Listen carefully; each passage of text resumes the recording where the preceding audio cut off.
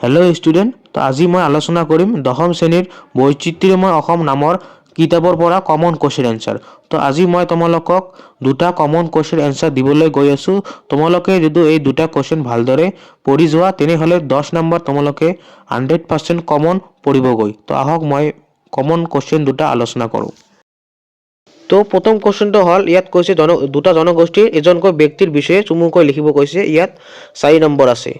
তোমালোকে এইটো যদি ভালদৰে মুখস্থ কৰি গৈ পৰীক্ষাত লিখা তেনেহ'লে তোমালোকে 100% 4 নম্বৰ পাবাগৈ। আহক মই এতিয়া 2 নম্বৰ কুৱেশ্যনটো আলোচনা কৰোঁ। তো এতিয়া 2 নম্বৰ তোমালোকে ইয়াত চাব পৰা দুটা জনগোষ্ঠীৰ উৎসৱ পাৰ্বণৰ বিষয়ে তোমালোকে লিখিব কৈছে। তোমালোকে বৈচিত্ৰ্যময় অসমৰ পাঠত বহুতো জনগোষ্ঠীৰ বিষয়ে তোমালোকে দিছে, তাৰ পৰা তোমালোকে দুটা জনগোষ্ঠীৰ বিষয়ে লিখিব দিছে। তোমালোকে এই দুটা জনগোষ্ঠীৰ উৎসৱ পাৰ্বণৰ বিষয়ে লিখিলে তোমালোকে 6 নম্বৰ পাবাগৈ। তো এই দুটা কুৱেশ্যনে আছিল এই বৈচিত্ৰ্যময় অসমৰ কমন কুৱেশ্যন আনচাৰ। তো তোমালোকে দ্য আছাম হিষ্ট্ৰী ইউটিউব চেনেলটো প্ৰথমবাৰ আহি থাকিলে তোমালোকে ছাবস্ক্ৰাইব কৰি থ'ব।